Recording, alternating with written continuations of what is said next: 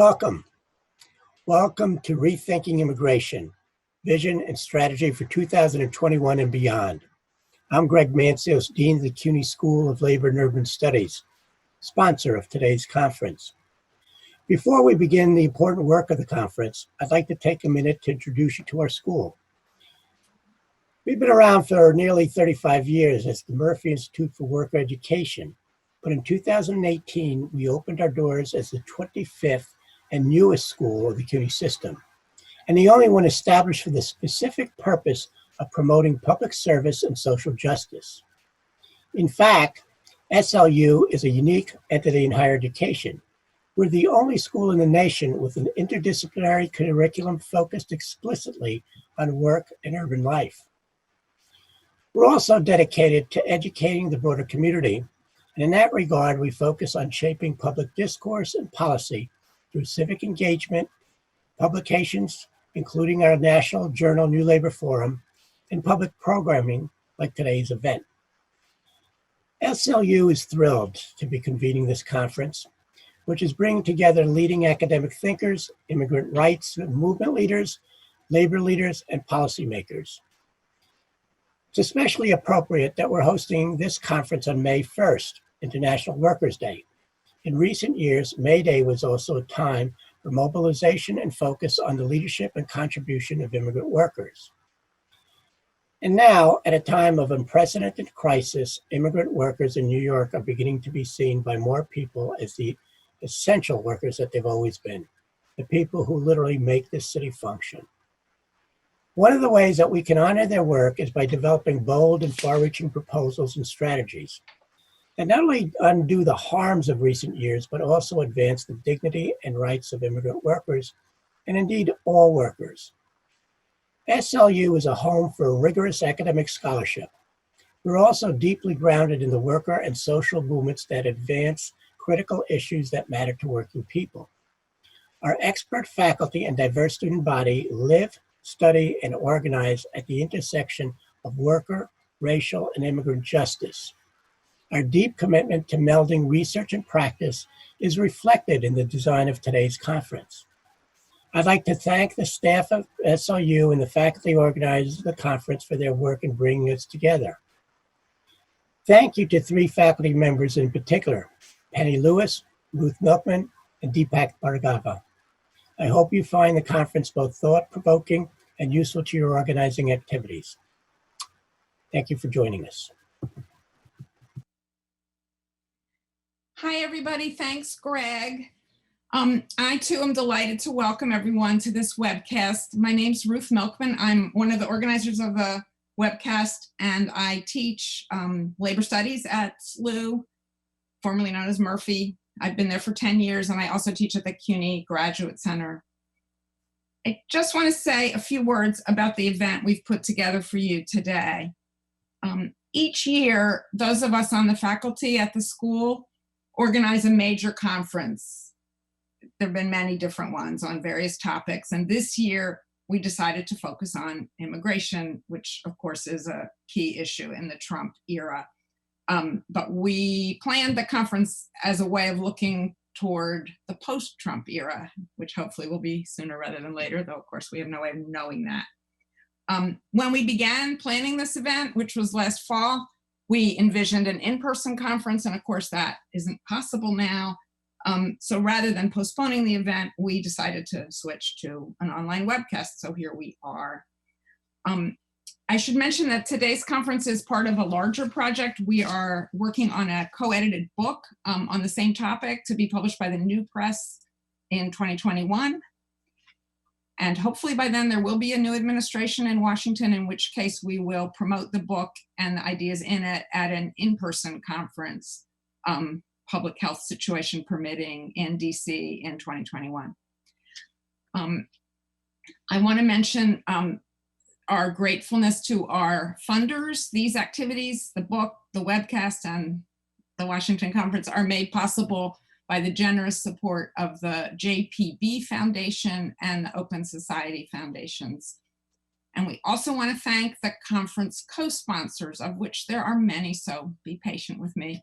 Those include African Communities Together, Community Change, Make the Road New York, the New York Immigration Coalition, the National Immigration Law Center, the CUNY Graduate Center Sociology Program, the CUNY Graduate Center Immigration Seminar, the Professional Staff Congress of CUNY, which is my union, the New York City chapter of the Scholar Strategy Network, and last but not least, the Service Employees International Union Local 32BJ.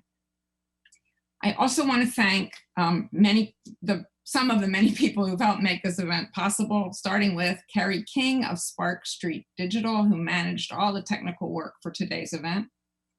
I also want to thank our interpreters, who will all be working hard all day to translate what everybody says into Spanish, and they are Felix Gardon, Sayuri Gomez, and Liliana Conde.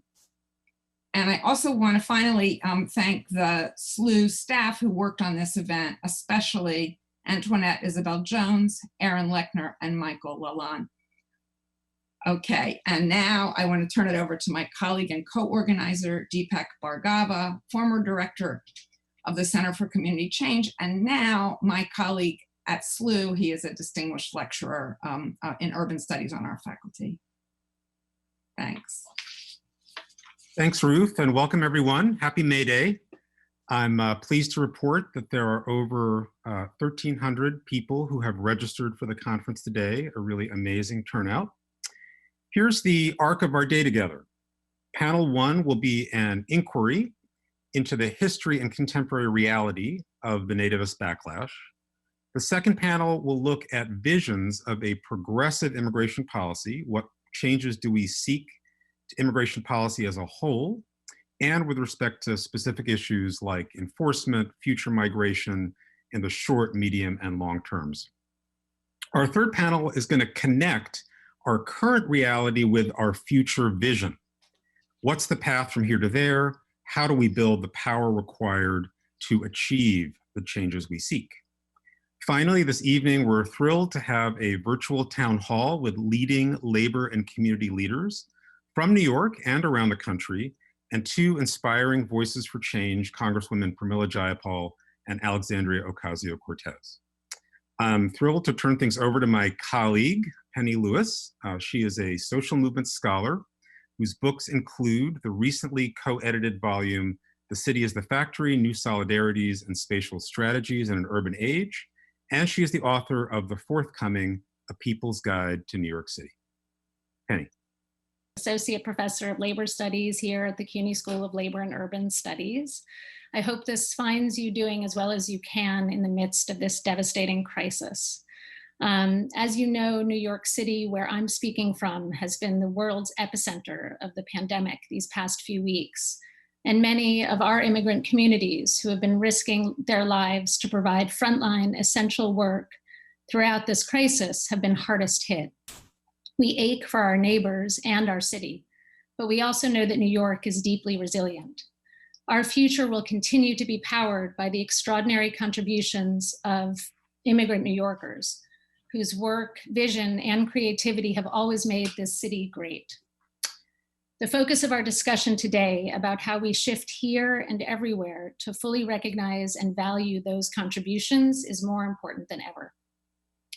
So I'm thrilled to introduce the panelists for our first session, which is Immigration Policy and Nativist Backlash, Past and Present, which is designed to ground our discussion in where we are today, including the historical realities that we must confront if we want to move this country in a different direction. It's my pleasure to now introduce an amazing group of thinkers and advocates, and I will introduce them each in turn, and then they will each speak. I'll introduce them all up front.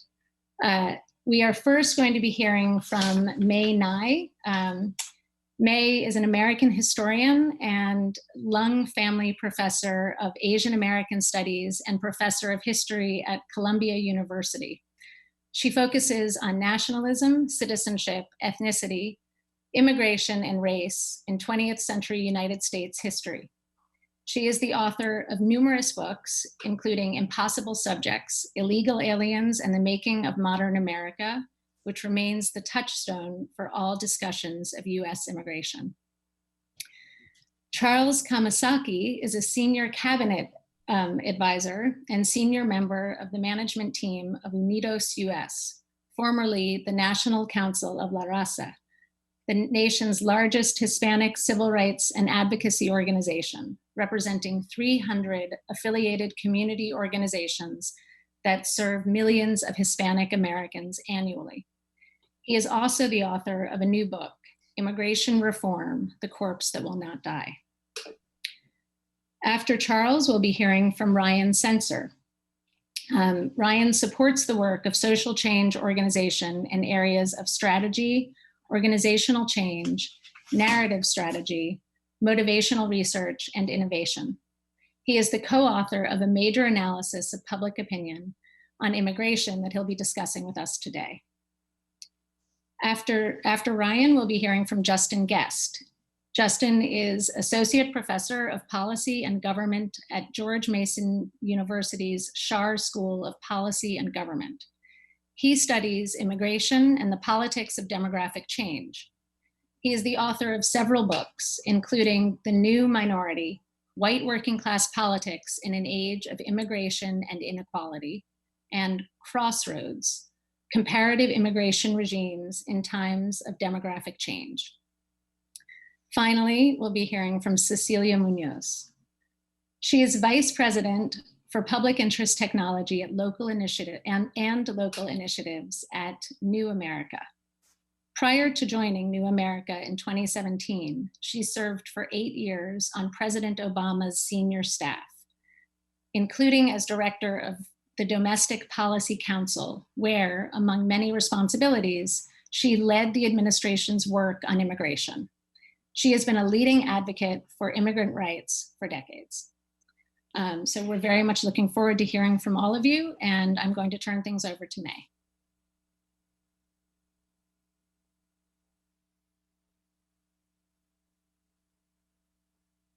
Thank you, Penny. And thank you to the organizers at CUNY and the School of Labor and Urban Studies. It's my great pleasure to be here with you on May Day. I'm going to give some historical perspective, and I will try to address two questions.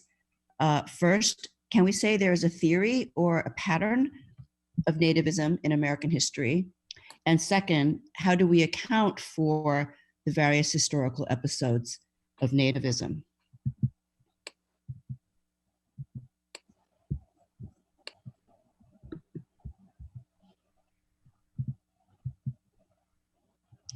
In 1955, the historian John Hyam published a book which is still considered a classic in American intellectual and political history, Strangers in the Land: Patterns of American Nativism.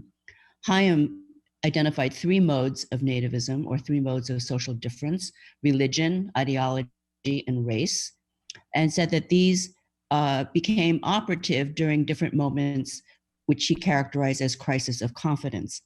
I'm not going to go deeply into Hyam today, but I just want to point out that I think what's interesting for us is that these 3 modes that he identifies actually in our own time have blurred together quite a bit.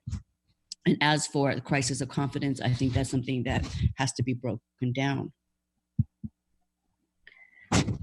So let me ask 2 questions. Is nativism a scapegoating response to economic decline? And is fear of the other a natural human condition or response? So in answer to the first question, I say no. Nativism emerges in times of economic expansion, not contraction. It emerges at times, especially when there are large structural changes in the economy, what political economists call sectoral changes. And these are times often when there's anxiety in different segments of the population, when opportunity looms large but is also elusive. Is fear of the other a natural human condition or response? Again, I say no. I think most people listening to this today would agree that the other is always socially constructed and historically determined. And in my view, there are 3 factors necessary for nativism to become a political force. First is popular anxiety. Second is the promulgation of an intellectual theory of social difference of one kind or another as a harm. And third, you need politicians who weaponize difference for advantage. So let me briefly review 3 episodes of nativism in American history and trying to highlight these dynamics. First, the Chinese exclusion, which was legislated by the Congress in 1882, banned all Chinese laborers from entering the United States and excluded all Chinese, regardless of occupation or class, from naturalized citizenship.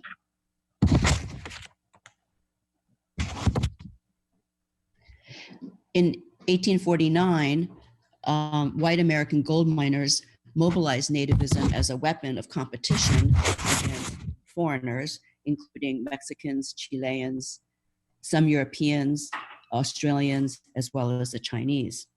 But it was the governor of California, John Bigler, in 1852, who introduced a theory that Chinese were a coolie race, thereby distinguishing them from all other foreign-born miners. By coolie race, he meant a race that was incapable, inherently incapable of liberal citizenship. In fact, Chinese were not indentured or coolies or slaves, but voluntary immigrants like all other gold miners and gold seekers. This big lie was a racial shorthand that compared Chinese to African slavery in the South. That theory continued to underwrite Chinese, anti-Chinese politics, which again culminated in the urban exclusion movement of the 1870s. After the completion of the Transcontinental Railroad brought with it the depression of the East Coast to the West and received greater theoretical heft by Henry George, who linked so-called coolieism with monopoly, giving it a working class sheen. In national politics, exclusion legislation became possible with a coalition between the West, the anti-Chinese West, the South, the white democratic South, and the urban working men's movements.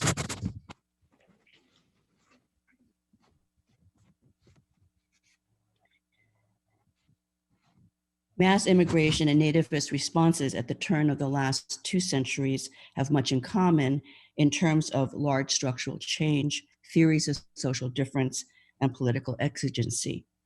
So here I try to give you some context for that. The turn of the 20th century, from roughly 1880 to 1920, we have the vast shift from rural to urban life in America with industrialization and urbanization. You have the emergence of increasingly sophisticated, if faulty, ideology of difference based on eugenics and scientific racism. And last, despite 2 decades of nativist agitation, immigration restriction was not possible in terms of legislation until after World War I with the wave of post-war reaction. At the turn of our century, from roughly 1970 to 2010, we have phenomenon that I think all of our viewers are familiar with, the trend of deindustrialization towards a service and finance-based economy, a collapse in the middle class, and with that, phenomena like high property taxes and middle class tax revolts. Instead of an outright racial theory of difference, we now have a different kind of theory, which I think is rooted in the construction of the illegal, the so-called illegal immigrant, which suits our post-racial era. And in politics, as we've all seen, these have been weaponized by the Republican Party and white nationalism. What I want to emphasize is that even with these broad patterns, it's imperative to think about nativism as an ideological form that exists only in historical time and context. That is to say, like racism, nativism is not some constant, something that exists up in the cloud that anybody can download at any time, but rather it is produced and reproduced in time and place by the nature of specific circumstances and contingencies which account for its specific forms. I stress this because without that kind of approach, we fall into a pitfall of seeing racism or nativism as something that's transhistorical and unchanging and inherent. There are people who talk about racism as being part of the DNA of America. And I think that's a very dangerous approach because it actually means that nothing can change, nothing can really change. I think if we look at politics as contingent and not preordained, then we have the basis to think about not only how we can change things, but under what conditions can we change things. Without this view of politics as contingent, we cannot account for, say, the immigrant rights movement of the late 20th century, which resulted in legalizations like IRCA, the Immigration Reform and Control Act, which was the only mass so-called legalization or amnesty in the nation's history, or successes in immigrant union organizing, or the growing importance of the Latinx vote in American politics. And here we might discern another pattern. The counterforce to nativism, immigrants themselves and the second generation with birthright citizenship and access to the franchise. Thank you very much. I'm now going to turn over to Charles Kamasaki for his presentation.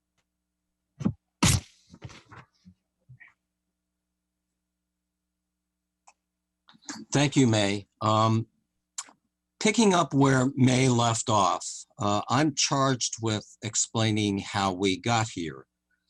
And I would start not by analyzing the most recent failures in immigration reform, but instead by examining our most recent success. In fact, I'd like to talk about the 1986 to 1990 period as the only time in American history when we have enacted comprehensive immigration reforms.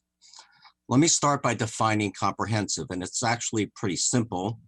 It's legislation that includes significant enforcement, broad legalization of undocumented people in the US, and major changes to the legal immigration system.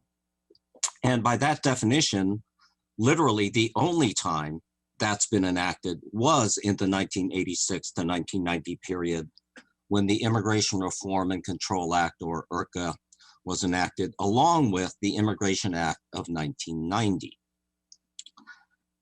To place these reforms in historical context, I'm going to ask folks to zoom out, to look at this history through a macroscopic lens, if you will.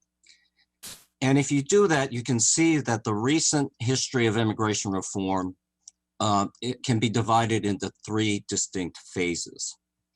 The first phase, from say 1972 to 1981, was when the Congress first passed the immigration bills that later morphed into IRCA. Two of those bills actually passed the House, and the third, for the first time, paired enforcement with a rudimentary legalization program. Lacking a better term, I would call these right-leaning bills, heavily favored on restriction or enforcement. And for nearly a decade, these right-leaning bills failed. They passed one house of Congress twice, but not the other. That might sound familiar to some of us who have been engaged in recent history. The second phase, from 1981 to 1984, included the early debate on IRCA. And I think it's worth remembering what the original version of IRCA looked like. It included expanded border enforcement, employer sanctions, making it unlawful for an employer to knowingly hire an undocumented person, a very limited legalization program that might perhaps have legalized 1 million people, a so-called hard cap on legal immigration that would have devastated family-based visas, major cutbacks in asylum protections, and increases in temporary agricultural worker programs. I would characterize these bills somewhat charitably, that I would remind folks twice passed the House by 60-vote margins, and in somewhat modified form, twice passed the Senate by 60 vote margins and passed the House in somewhat modified form by 5 votes. I would call these center-right bills. The third phase, embodied in IRCA and the 1990 Act, retained their predecessors' enforcement provisions, but rather than legalizing 1 million people, they legalized nearly 3 million. Instead of cutting legal immigration, they nearly doubled it. Instead of an agricultural guest worker program, they included an agricultural legalization program. They did not cut asylum protection significantly, but did create temporary protected status covering some 800,000 Central Americans. And the 1990 Act codified a stay of deportation and work authorization to cover perhaps 1 million undocumented immediate family members of newly legalized immigrants, the so-called family unity protections. These reforms, I would argue, should be characterized not as just as center-left, but as fundamentally progressive in direction and in character. So third, I would say, having zoomed out, I would now ask us to zoom in and try and examine the 18-year period from the first House passage of immigration reform in 1972 to the 1990 Act's enactment. And when you zoom in, you can see that there were dozens of unlikely circumstances that came together that led to reform evolving from its very much right of center origins to something that became far more progressive.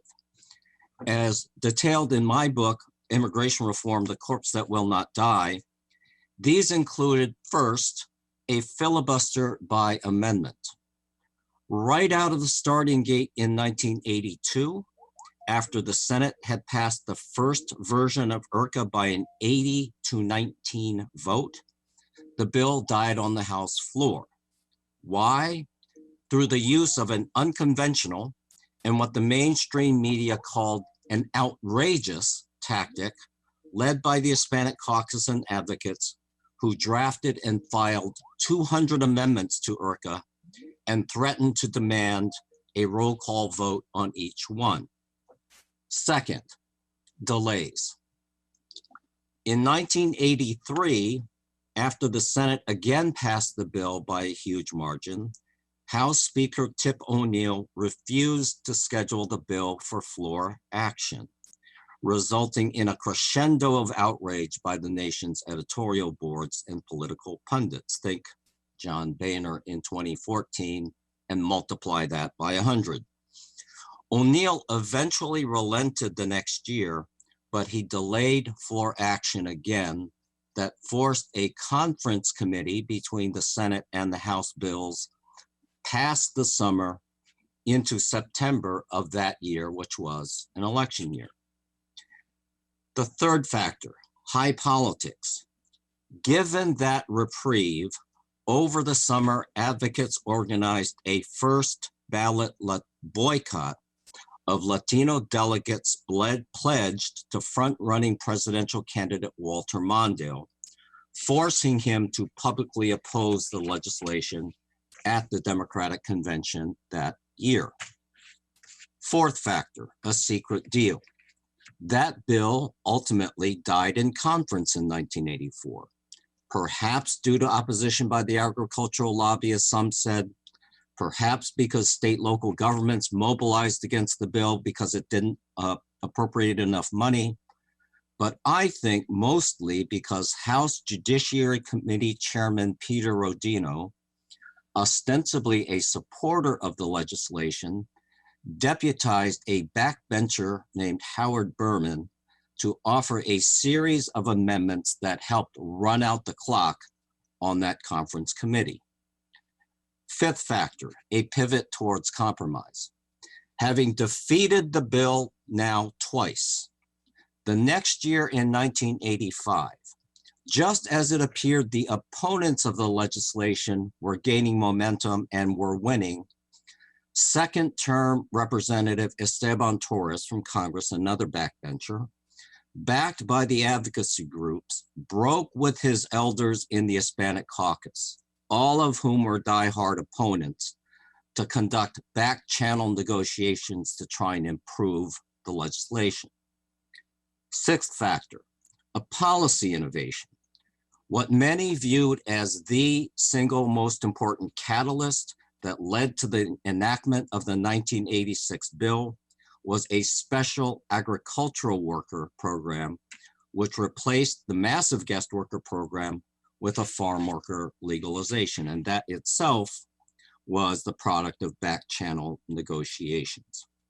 There are a whole range of other completely unlikely, unpredictable circumstances that led to the enactment of these reforms, not the least of which was when a very young Cecilia Munoz, as part of a coalition of family immigration advocates, defeated the combined opposition of Senator Simpson and Senator Kennedy to enact a series of pro-immigrant amendments on the Senate floor. In looking at this history, I would ask you to consider three basic lessons, two hopeful and one cautionary. First, let's go back to the macroscope. It took almost 15 years after the first attempt at reform passed one House of Congress in 1972 to produce IRCA nearly 15 years later, and 18 years to produce the 1990 Act. If you overlay that with recent history, and you start the clock in 2006, when CIR first passed the Senate, and then you do the math, that's kind of 2006 plus 15 or 18. If history repeats itself, we ought to be poised to enact reforms in the 2021 to 2024 period.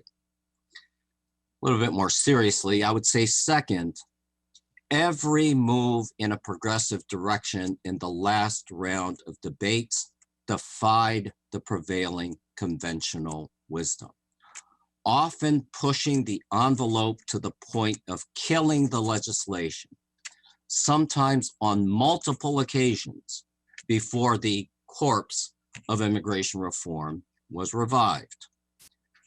But third, on a somewhat more cautionary note, last time it was the proponents of legislation who happened to be conservative and restrictionist that were forced to again and again accept compromise. This time around, we are going to be the proponents of the legislation.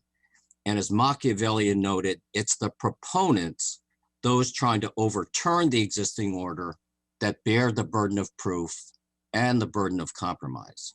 And this time around, it's going to be us on whose burden that will bear that burden. So Ryan, I think you're up.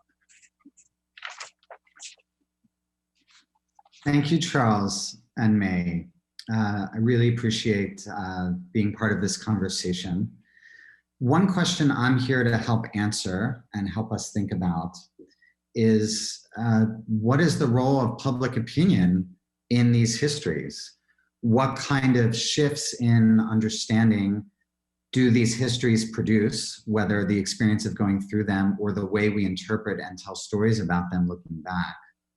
And what is the role of everyday people and their attitudes and their behaviors and their opinions in enabling progress or constraining progress, or enabling regress or limiting regress? And so what I'm here to do, I'm going to share some slides, is to talk about some of the research that Penny mentioned I had led when she introduced me earlier. I led some research that was sponsored by Unbound Philanthropy.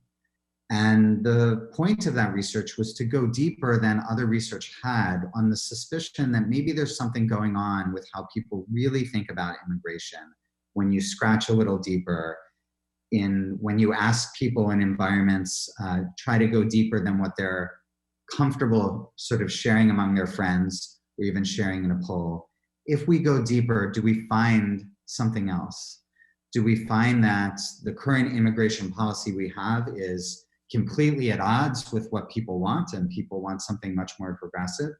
Or do we find that the current immigration apparatus we have is kind of consistent with what people want, and that if we want a different apparatus, we're going to have to change the level of demand for it, and ultimately change how people think and feel about immigrants, about immigration, and about all these related issues. And so we led this research that was an attempt to help us understand where people are at, to help us understand what the opportunities and barriers were in terms of narrative strategy, in terms of culture change, and ultimately in terms of movement building. And the reason I'm here is because that research reflected that we were not in a, sorry, getting a chat, that we have a long way to go. And that we're actually far from where we need to be in terms of public opinion. If you believe that public opinion matters in terms of policy, political culture, and culture at large, then we have quite a long way to go and a lot of work to do. And we have to face the hard truths of where we're at and where we're not. And one of those truths, I'm also summarizing some key points from an 80-page report, so forgive me for being economical with these headlines and maybe a little bit reductionist with these headlines as well. But the one thing that is a clear takeaway from our research is that people are not with us. When it comes to immigration and progressive immigration policy, and I think maybe what is shared by a lot of people who are watching this conference right now, generally people are not with us. Now, it's a country of 360 million people, so there's even millions of people agreeing with us is still very small when we think of that population of 360 million people and all the influencers and voters and all the different forces within that group. And this isn't a conversation, though, about how we need to turn over conservatives or moderates even. What our research showed is that liberals, self-identified liberals, mostly think about immigration the same way that conservatives do. And that actually includes people that we think would be natural allies, that even when we go out and message and go out and organize and go out and do whatever we do, that we may assume are with us, these natural allies who are actually not with us, according to our research. That includes women and young people, people of color, and immigrants themselves. That none of these groups are fundamentally different in the way they think about immigration at a deep level, and even the way they feel about certain policies at a more superficial level. They're not very different. They're not coming from a very different place than conservatives are. Now, of course, you start treating children like animals and locking them in cages, and you're going to set off people's aversion to human rights violations. And that's what we saw. And of course, the most extreme acts of the Trump administration are anti-human rights. And of course, there's a sense that immigrants, especially among liberals, of course, are human beings and have human rights. But that is different than thinking that immigrants have other rights just because by virtue of them being immigrants. And what we found is that people, again, liberals, think about immigrants differently than they do other kinds of groups. So when we talk about women's rights and LGBTQ rights and Black people's rights and civil rights, we think, okay, let's just throw immigrant rights right in there with them. But that's actually not how people think. People actually, deep down, liberal people do not think that immigrants have an essential right to be here in the same way that they might think that Black people have a right to be not discriminated at work, or that women have a right not to be paid less by employers than men. That immigrants do not, in people's view, have an inherent right to be in this country And though they have human rights, they do not have rights just because they are immigrants as immigrants. And this is, again, something that you have to dig a little bit deeper to find, that actually people know what they're supposed to say, but when you really dig and see what people actually believe, they have a lot of questions. There are things they don't understand. We found that some people think that, if you can believe this, that undocumented people actually are privileged because they're not tied down to one particular country. People have misunderstandings about the process of becoming a citizen. They think that undocumented immigrants could just become citizens if they wanted to, and the reason they're not is because they choose not to be, because they don't want to contribute. And again, these are views that are being held by people we think of as part of our liberal coalition. So we need to understand that we're doing a lot to push people away. Those are some of the hard truths that we have to reckon with. We're not understanding where people are and meeting them there, and we have to reckon with that too. And a lot of the people we think are natural allies are not. So for instance, in a typical poll, you might find a finding like this, that people think Trump is stupid, crazy, and racist, that I, the poll respondent, I support immigrants, the wall is a terrible idea, for instance, and the situation is just awful.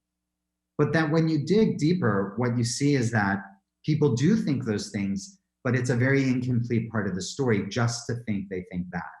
And what we see showing up in the typical poll is just the left-hand column and not the deeper truths that are on the right.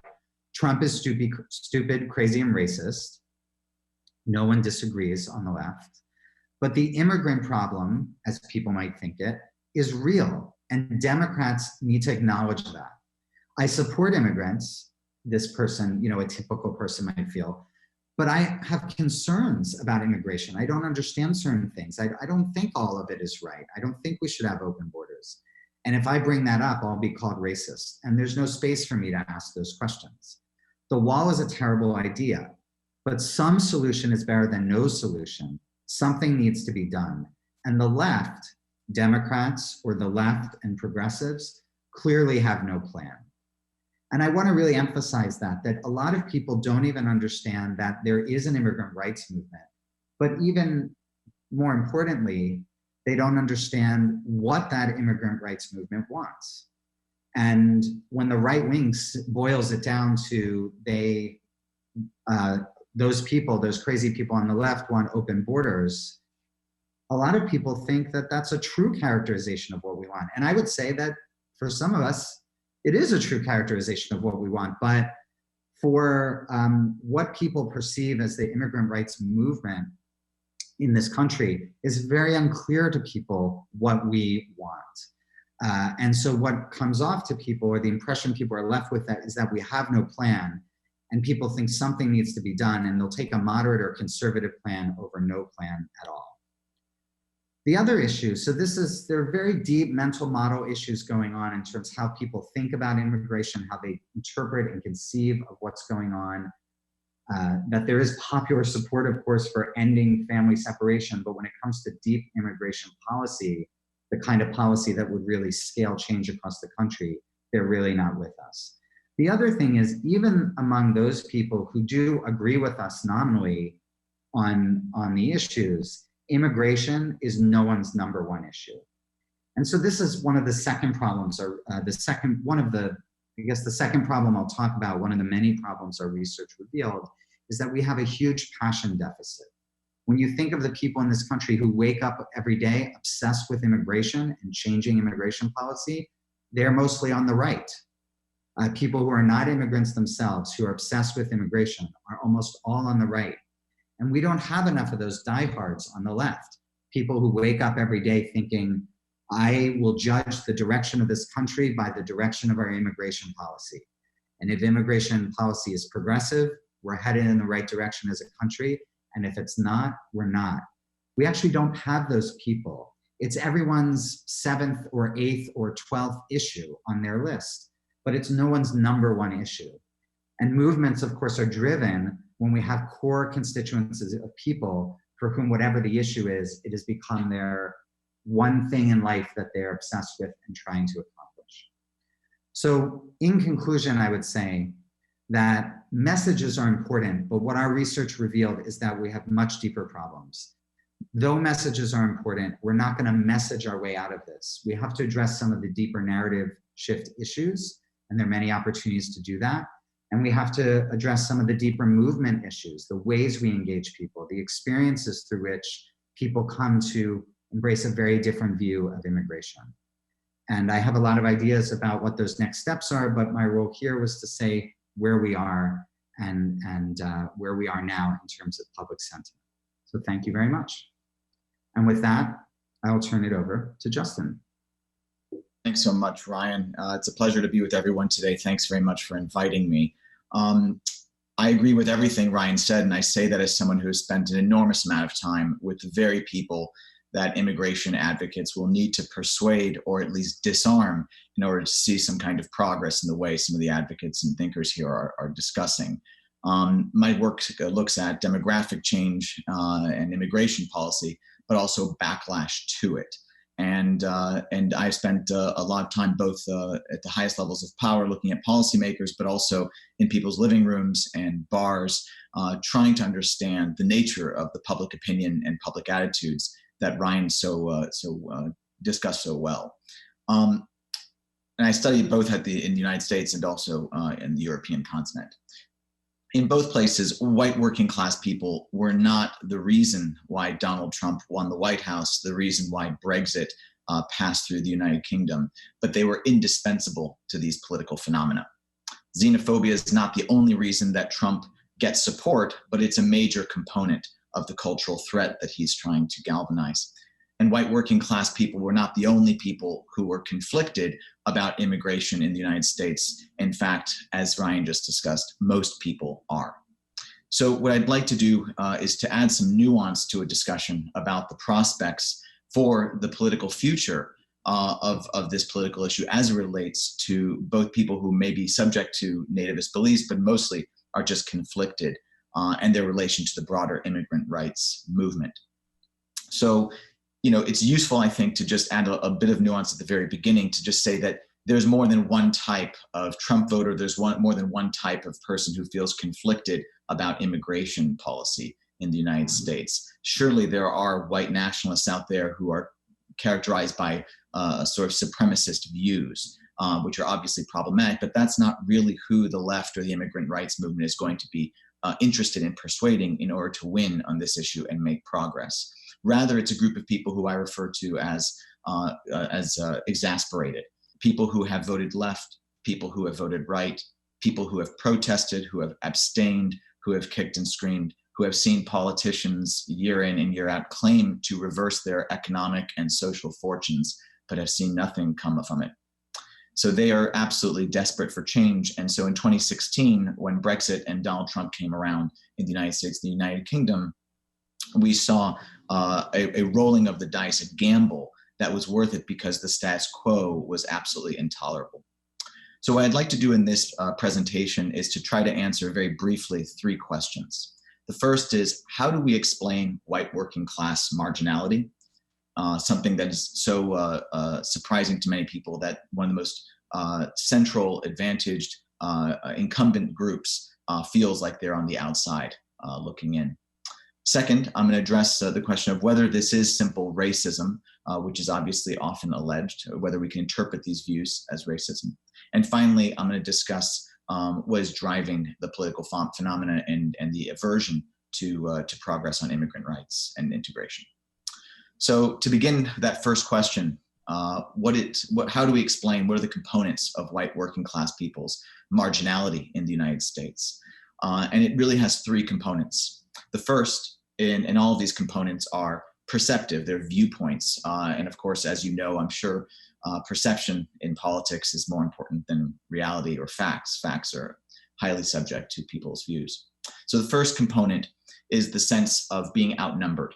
Many white people in the United States are beginning to feel outnumbered in countries and communities and neighborhoods that they once defined. And of course, while they have not lost their majority status numerically, many believe and many are subject to relative change that is seeing their numbers decline. Second, many white people in the United States, many white working class people feel marginalized from politics, from the worlds of business. They believe they don't have a seat at the table. They believe that they're not being represented in the halls of power, but also around the areas and inside discussion rooms where decisions are made. And third, many white working class people in the United States feel like they are being discriminated. They feel like they're discriminated on the basis of being white, but also on the basis of being poor. What's your excuse for being poor or disadvantaged? They think people say to them. They think they lose out on jobs. They think they lose out on places in universities. They think they lose out on scholarships. They think they lose out on housing or benefits.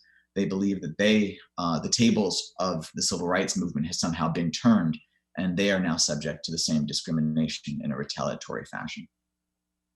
So these viewpoints are powerful because they inform the sense of marginality, the sense of grievance that underscores the nativism that May so well described, that was popular throughout American history and is now arising again today. The second question I want to address is, okay, but are all these viewpoints or all these perceptions just really reared in racism, the old-fashioned kind of racism?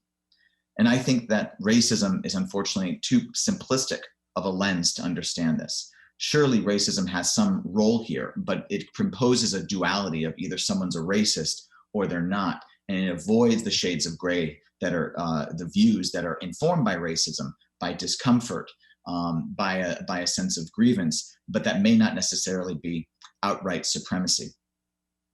So in many cases, white working class people feel like racism is actually a different kind of social concept from the one that we're used to. For those of us, I assume on this panel, racism is one of the most important social concepts of the 20th century to emerge, the idea of double standards, of discrimination, of prejudice. But for many white working class people, white racism is actually a muzzle. It's a way of silencing people. Don't listen to what she has to say, you may hear. She's a racist. We shut people down, we invalidate them. And for many people, it's a sort of mute button that excludes them from participation in public debates. Now, when Donald Trump was running, he condemned the sort of political correctness brigade, and his supporters claimed to be the silent majority. But in many ways, they really thought of themselves, I think, as the silenced majority, a group of people whose views were suddenly out of bounds and that had no place in American debate.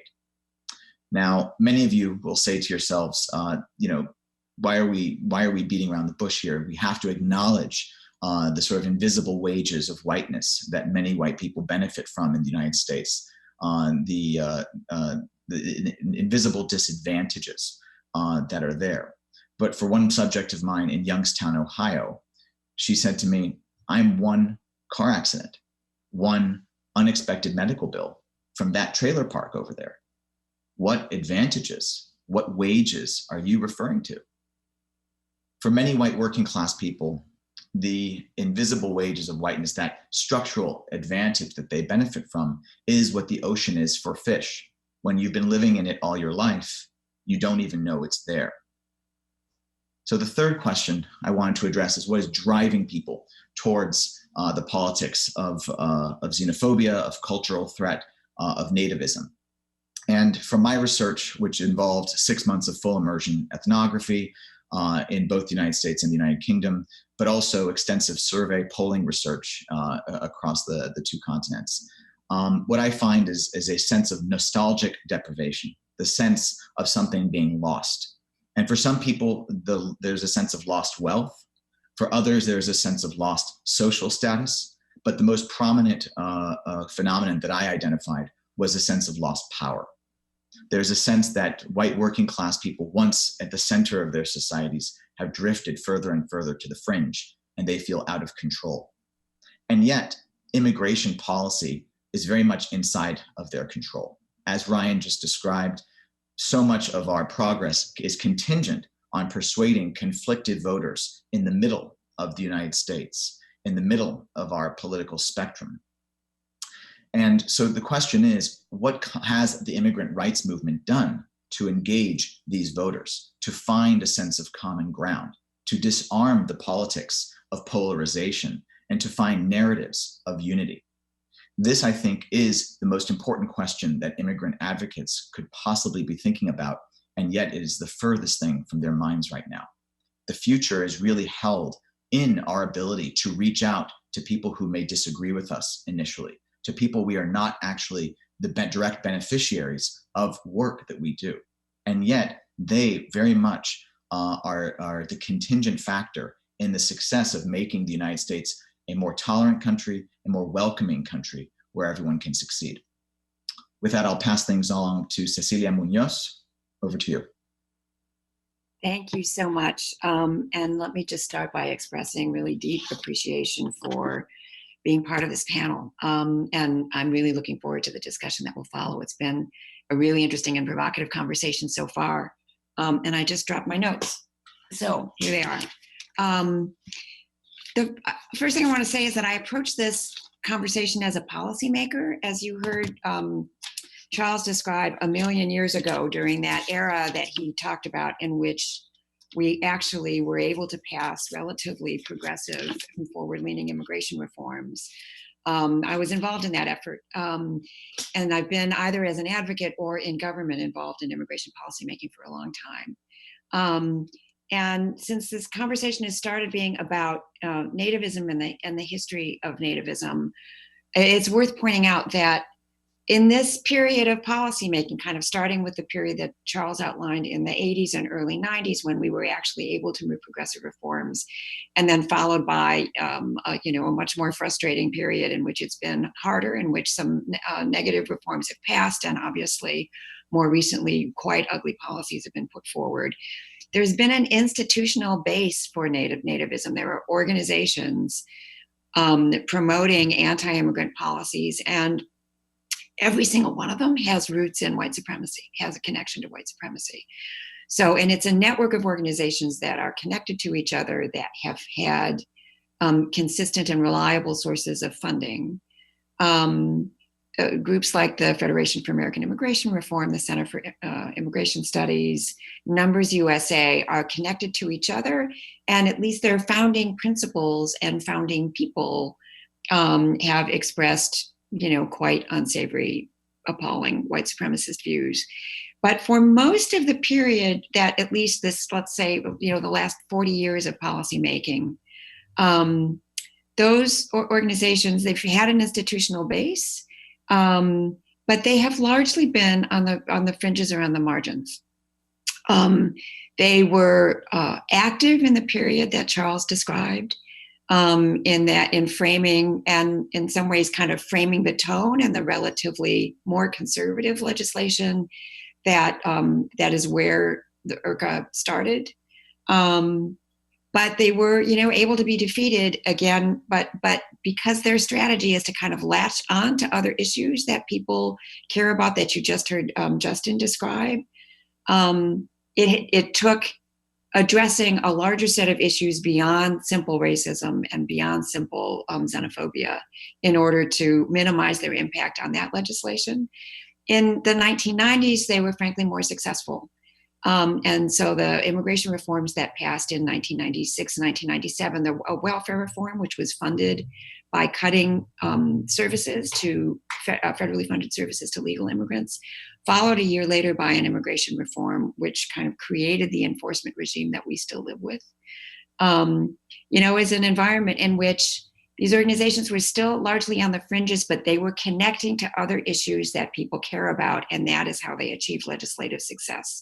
So they had a successful conversation about crime, for example, which again, not based in reality, not based in strong data, based more on emotion and on issues that people were concerned about.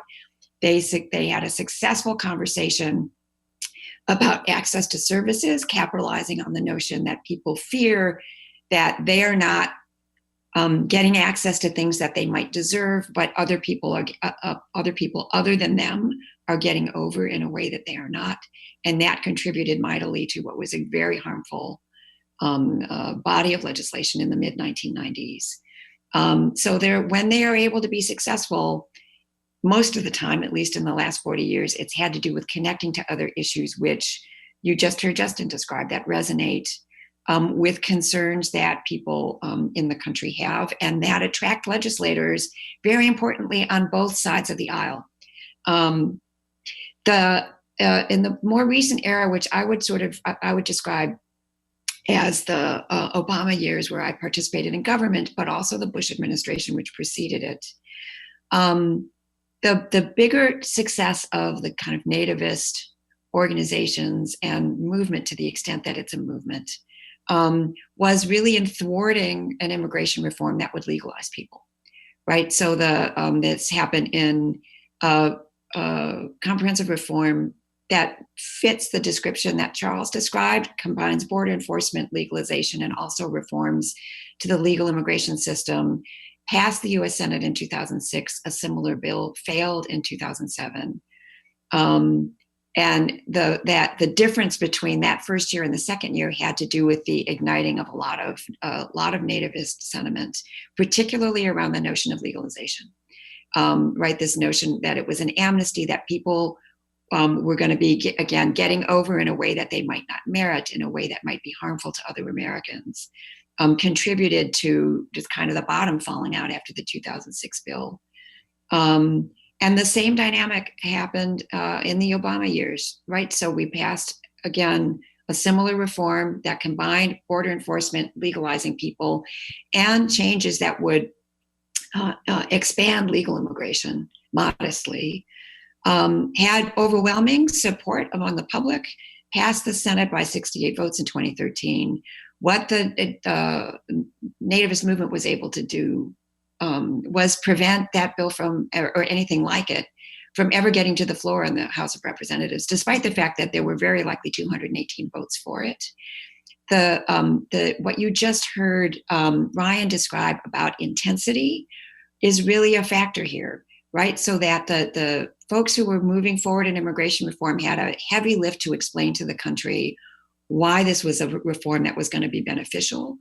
Whereas the intensity was really on a much smaller group of legislators, but was significant enough that they, made it clear to the speaker at the time, who was John Boehner, that if he brought a bill up to the floor, that there would be a rebellion on his hands.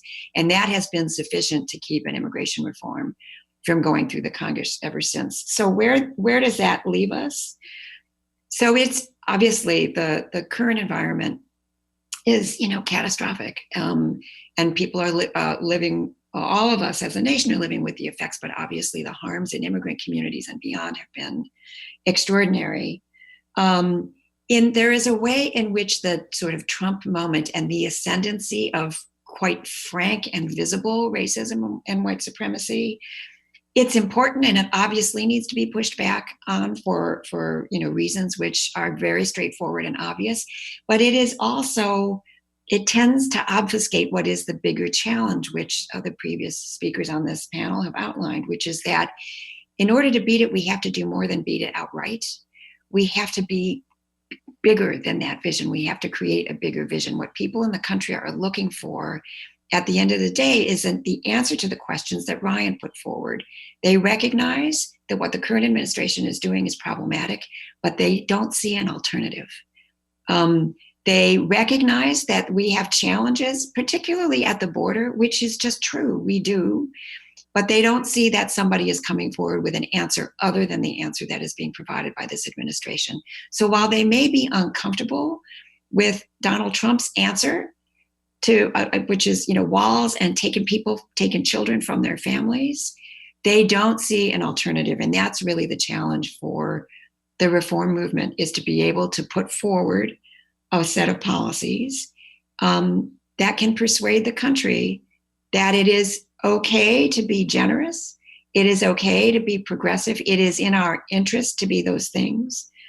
But at the same time, we're going to produce a system which makes sense, which is orderly, and which is fair. And that's really, I think, the challenge that we face right now, is to, in addition to pushing back on all of the terrible, which is an imperative, to also step back and formulate a vision which can convince the country that this is not a debate between toughness and weakness, that this is not a debate between action and inaction, that this is a debate about what's going to be effective and in our best interest and what is not. And it is, that makes it imperative to have a strategy and a set of policy proposals that can persuade people that we will bring order to our system, that it will be fair, and that there will be a set of rules that people can have the expectation that those rules will be followed.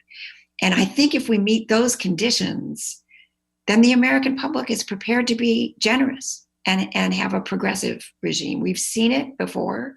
We know that it's possible.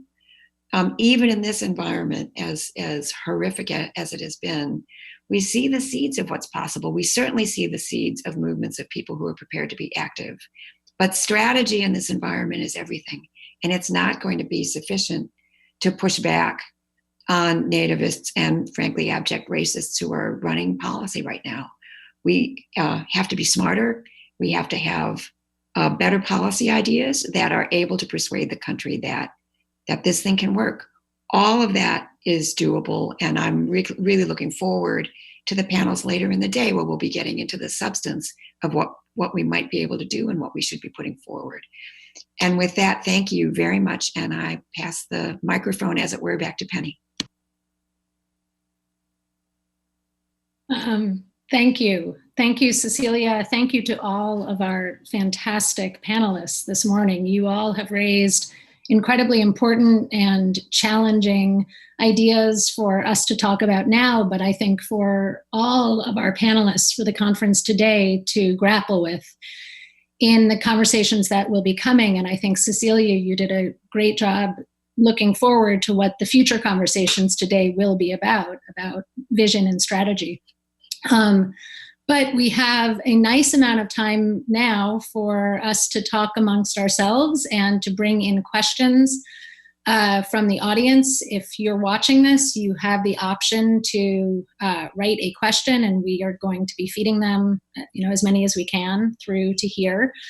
But I'd like to start just giving all of you an opportunity to take a couple of minutes to respond to what you heard from each other. And perhaps we could go around starting with May, but if you have any responses to what you just heard your fellow panelists say, and then I will start taking the questions that will be coming in. So anyone who wants to start. You could go like this and I'll call on you.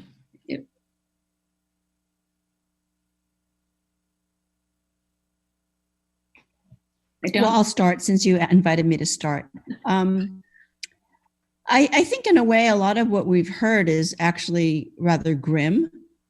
And I think that, I think we have to think on two levels. We have to think on, I would say, a plane of what we think is really true and just. And we have to think at the level of strategy and tactics. And getting something through the Congress is never easy. But I think if we have to combine smart tactics with big visions, and I don't think we should give up on that. And perhaps one way towards this is to, I'm thinking about what Cecilia said about how the anti-immigrant movement connected itself to other issues, right? Crime, resources, things like that. And I think we need to think of how we can uncouple those things. First of all, as she noted, a lot of what's said about immigrants and crime or immigrants and resources are actually outright falsehoods, right? Immigrants, the foreign-born, have lower rates of crime than the general population and use fewer resources than the general population. So the fact that these lies get over, I think, we have a challenge to refute them and to uncouple those things. And the other is, I think that, to the extent that there's this so-called white grievance, I think one way perhaps is to focus on the question of inequality. I mean, what's the gaps in wealth are more responsible for the precariousness that some white working class people feel. And as I noted in my presentation, I think a lot of what generates these problems is you have people living in the midst of large economic changes, and where some people are getting really, really rich, but it's not them, right? Or they think that they have the opportunity if but. So I think that the big picture has to shift, and I don't think we should give up on our view. I mean, I'm for open borders, and I'm not going to not say that. Now, maybe I have a luxury of that because I'm an academic, and I don't have to go and knock on the doors in Congress. But I think somebody needs to be saying that. Somebody needs to be saying we need a different kind of world. We need a different kind of world where the relations between the global North and the global South are different, where the United States has a different role in the world than we've historically thought we had or think we should have. So somebody needs to be also saying those things. Cecilia. Can I ask Justin, I'd love to hear more about, Ryan, I'd love to hear more about the response to the work that you did. I mean, it's a provocative thing to say to folks in a movement, the assumptions we're making about people being with us are incorrect. So I'd love your observations about, one, how people have responded and what you think people most need to do in response to this information. Well, like you say, when you do something provocative, you can, it plays out in fairly predictable ways. I'm sure that's playing out on the call right now with some people feeling, with a range of feelings, even in response to what I said. But I think what's hopeful about it is that a lot of people not only said, yes, this resonates, yes, I agree, yes, this is a foundation to start from, but I think a lot of people also said, I've been saying this too for a long time. I've been critical from within. This research is helpful, but I've actually known this for a long time. And those responses, I think, raise the question of then, is there enough momentum behind those voices? Do the people who are saying we can be different, we need to experiment, let's question our assumptions, do they have as much authority as other people do when it comes to running campaigns? You'll hear about some people who are more on the experimental side later today who are trying to push forward, because there is a lot of opportunity to focus on bondedness and some of the other themes that we know will re-educate people and reorient people toward a more progressive vision. So I think I've heard about the report being translated into Spanish and being used as a field guide. And I've definitely heard about people, burning it up in a trash can. So I think that what's key is we're not all going to agree, but how much momentum are we giving behind like new areas of thought and experiments that are premised on different assumptions than the assumptions we've been holding on to for a long time. So I find it's really encouraging, and a lot of people have really run with it, from Resilience Force, Define American, many other groups have really run with some of those insights. So that part I find encouraging. Great. I think that Justin wanted to come in. Yeah, it's an important question that Cecilia poses, but I think that one thing that's important to bear in mind, Cecilia, is that we don't necessarily have to persuade people to be dyed-in-the-wool immigration advocates in order to see the kind of progress that you're hoping for, that you helped forge for the last 3 decades. What we need is to disarm this issue, to make people just relax. We need to make people just realize that this is not the existential, cultural, or economic threat that it's being portrayed as. And only then can we actually have a reasonable debate where people are not thinking that this is actually the end of the country as they know it, to actually liberalize our immigration rules or to facilitate the entry of economic job growers and job creators and growers and family members and refugees. I think the fundamental mistake that the progressive left has been making is one that relates to one of the rules that come out of Sun Tzu's Art of War. Victorious warriors win first, and then they go to war, while defeated warriors go to war first and seek to win. Right now, the immigration advocacy movement has not persuaded very many people to their side. Worse, they may have actually marginalized and alienated people, making them fear some of their views, such as open borders, but also abolish ICE and various others, much more than they probably should. And so this is about actually making people come back to the center to moderate their views rather than to push them further to the extreme. Thank you. Thank you, Justin. Lots of people want to speak on the thing, but I also want to get to some of our questions that have come from without. So I'm going to let Charles come in because he had put up his hand before, and then I'm going to start reading some of the questions that have come from our audience. So Charles. Thank you. I find myself unusually as the optimist in the panel. And I guess I would just say three quick things based on a review of history. One, which I was trying to hint at the end of my presentation, is the record of failure that I think many of us feel in the contemporary era looks a lot like the record of failure of reformers prior to the enactment of what I call the most progressive reforms in our history.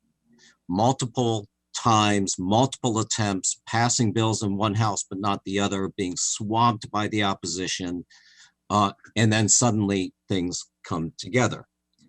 But as I also noted in a cautionary way, the burden of proof is always on the proponents. And so is the burden of compromise. And, I don't say history necessarily repeats itself. We're going to be using different tactics, different strategies, more modern types of campaigns. But at some point, we're going to have to figure out what's good enough and to be able to push that through. I personally think this movement is now rich enough in talent and strength and intelligence so that we are able to do that. Great. So everyone should remember what you were going to say because we'll have a chance to come back, but I'm going to read a couple of questions that have come from the audience as well. So first, a question that is for everyone to consider. In what areas are we lacking research that could be useful for advocates of future progressive immigration policy? So to mull on that. And then I have a couple of questions that are specific. For Charles, the story that you tell about the passage of IRCA credits behind the scenes lobbying and related tactics for the win. Can you speak to any role of public pressure? How do you see today's robust immigrants' rights movement as creating a different sort of path for legislative reform? And then I also have a question for Ryan. Maybe the assumption that more immigration is progressive or liberal is a mistake. The sentiments that you report, including that people of color and immigrants themselves do not share our views, are perhaps more sound than we will admit. So the question is, what kinds of differences between whites, people of color, and immigrants were found in the Unbound study that Ryan described? And why don't we get started with those, and then we'll take another round. So I'll start. This had to do with many of the examples I cited were kind of insider Washington kinds of examples. The book includes, and I would just note, there was a lot of very active organizing in that period. Some of the seminal organizers of the Latino movement, Bert Corona, for example, used to fly in undocumented people from all over the country to tell their stories. That was a crucial part of the effort. I think the effort of the first ballot boycott of Latino Mondale delegates, that wasn't insider Washington. That was, I think, a classic organizing campaign that got the attention of people in Washington. The organizing that ultimately produced the special agricultural workers programs, that was heavily dependent on the United Farm Workers and their ability to organize. And I would say that it was also due to the power of the agricultural lobby not just in being able to hire lobbyists, but they too had fly-ins, and they brought real farmers into Washington to make their case, and organized out in the districts. I think all of that made a difference. Great. May, why don't you come in and then we'll go to Ryan to answer his question. I think what Charles just described is really, really important, because he just told us was that the Latino community was at the forefront of this effort, and also had important allies, including allies in business. There are also important allies in the churches. So why is that so important? Well, if you go back to the 1965 reforms, that was really a very long struggle, 15 to 20 years of legislative failures. That was led by the descendants of the Europeans who came at the turn of the century, who were the subjects of or objects of nativist reaction through the first half of the 20th century. So what I'm saying here is that the second generation comes of age, has the vote, and can have an impact. And that's exactly what happened in both of those major immigration reforms.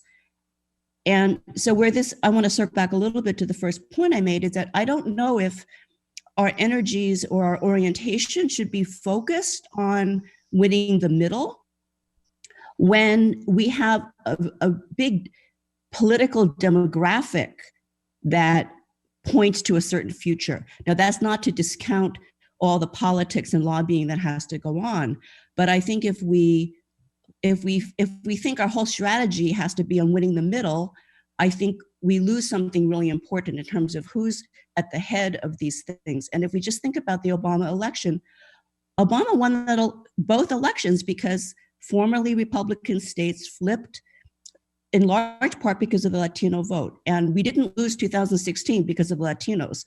So I think that these are things to keep in mind, is that where does our orientation point? Does it point to winning the middle, or even, the people who are racist or seem like they're racist? Or does our orientation point to the immigrants themselves? And I would just say, a lot of the debate that takes place in this country is around a bad question. The bad question is, are immigrants good or bad for us?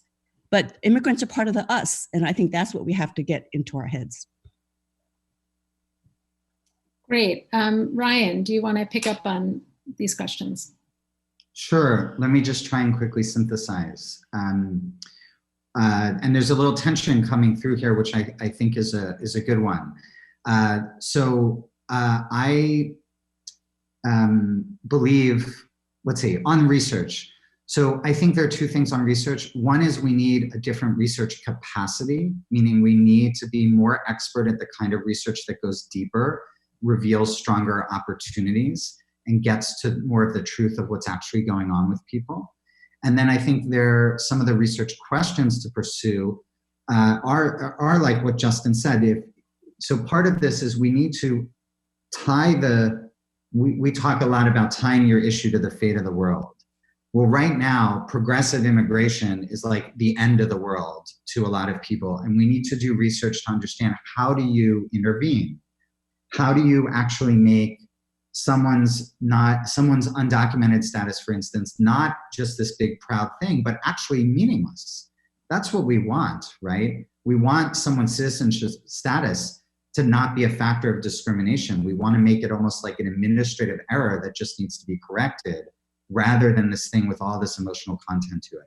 So how do we go in and kind of decouple that for those folks? But then what Cecilia is saying, the intensity question, how do we actually get more and more people to think that actually reform really does matter, and that the fate of the world is tied to this kind of progress?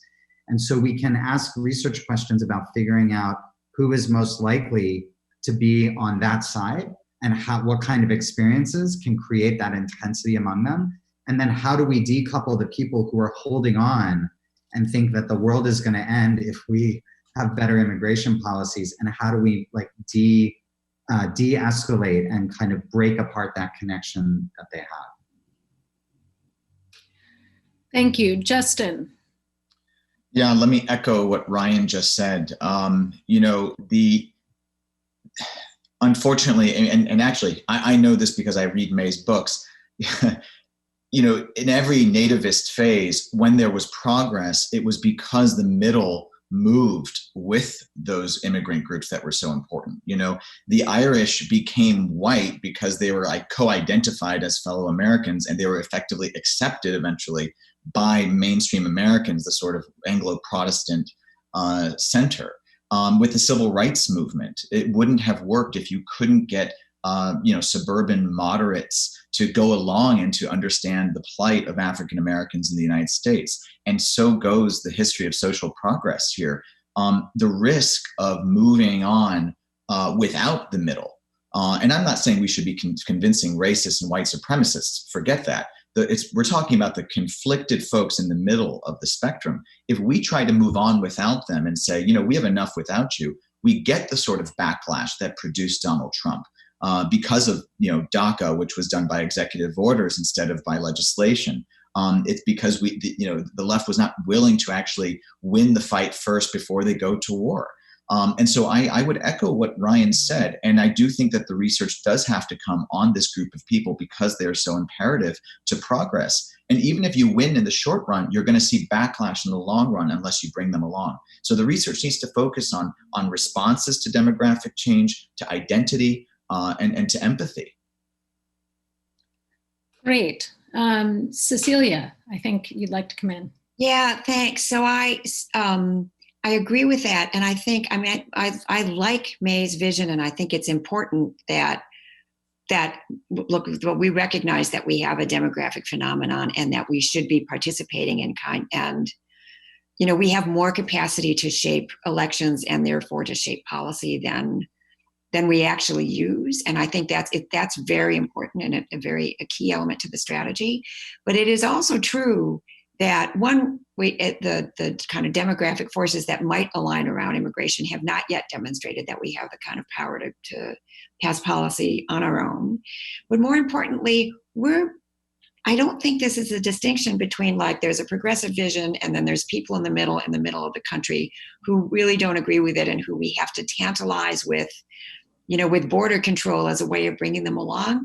I actually think that the reality is that constituencies like the Latinx community, by and large, also support a vision that includes order and fairness.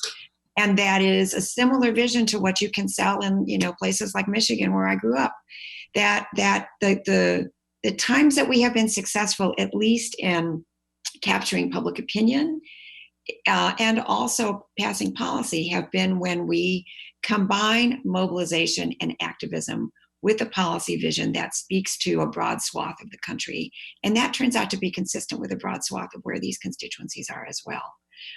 So I think it's a mistake to assume that we have to choose between a progressive multiracial coalition and white people in the middle because actually, I think the way to get to successful policy is to frame a vision that both of those constituencies ultimately support.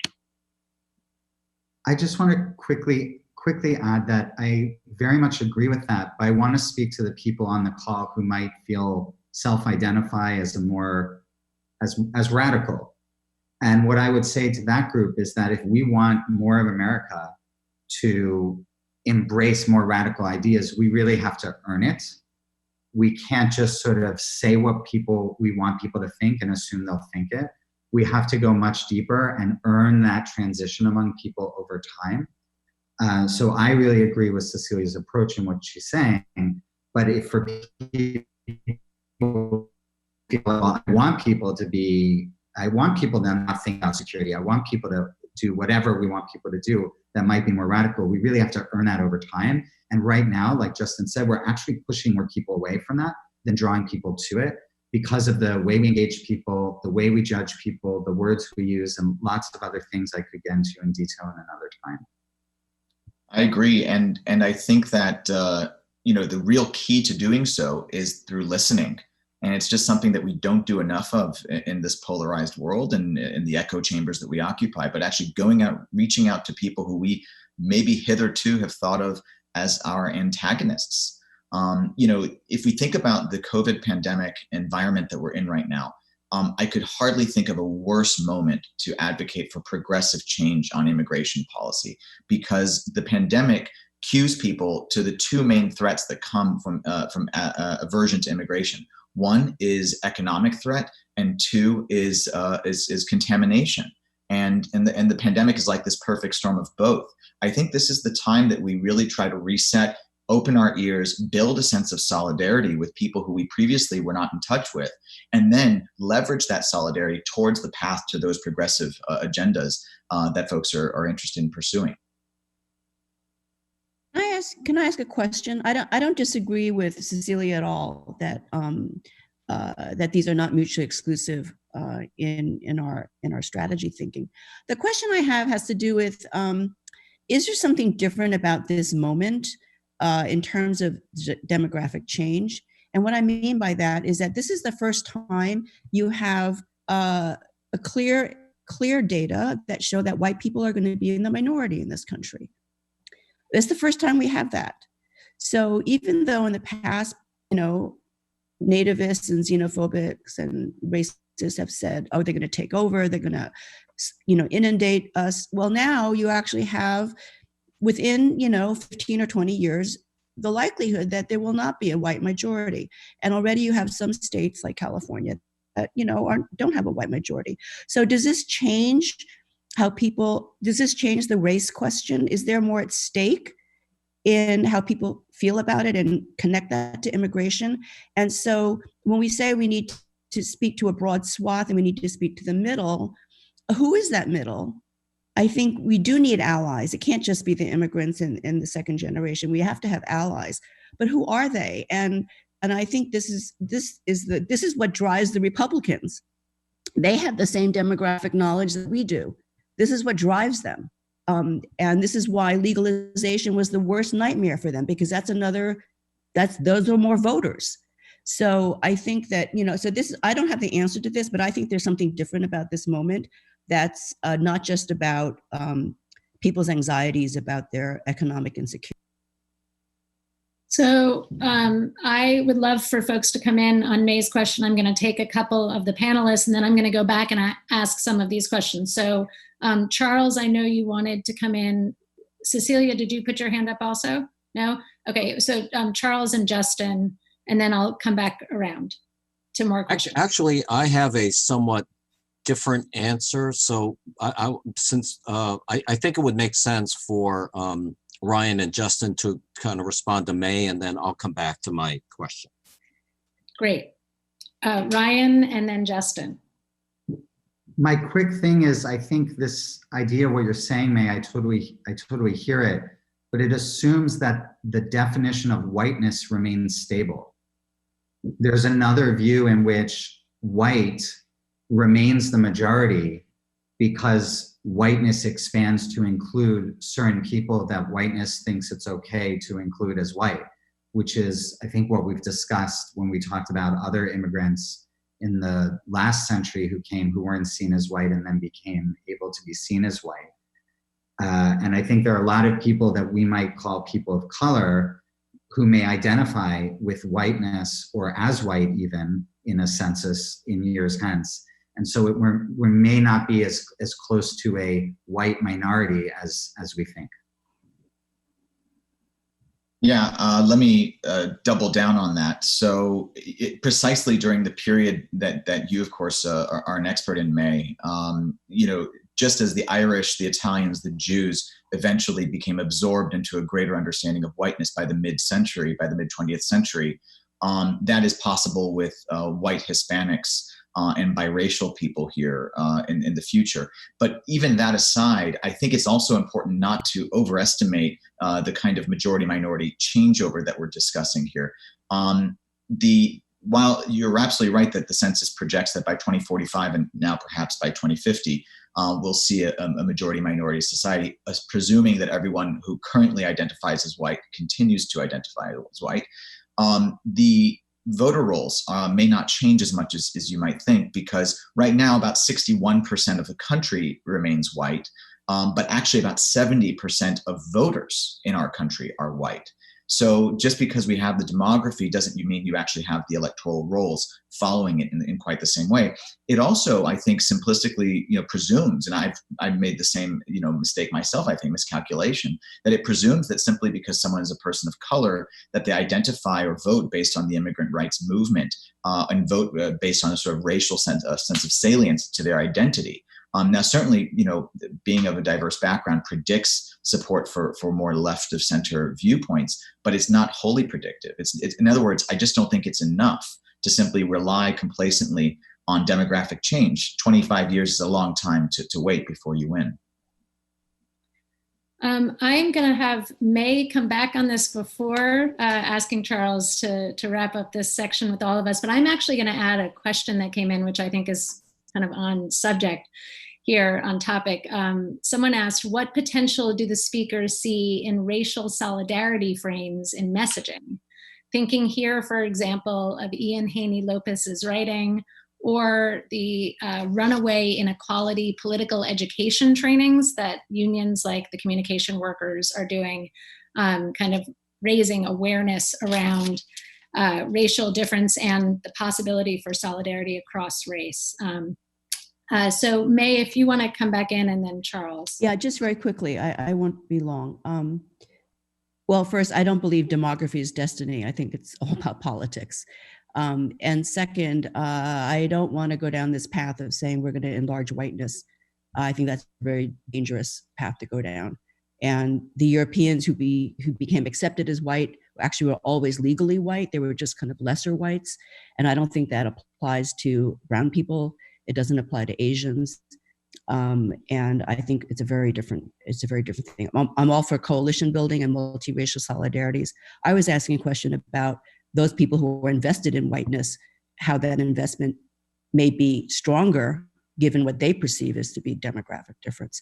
And I would just say, where does it leave our African American and Native American brothers and sisters if we say what we're going to do is expand whiteness? I just want to really clarify that I'm not saying the strategy is to expand whiteness. I'm saying that white power, to maintain white power, has carefully let some people in to maintain that dominance while excluding everyone else.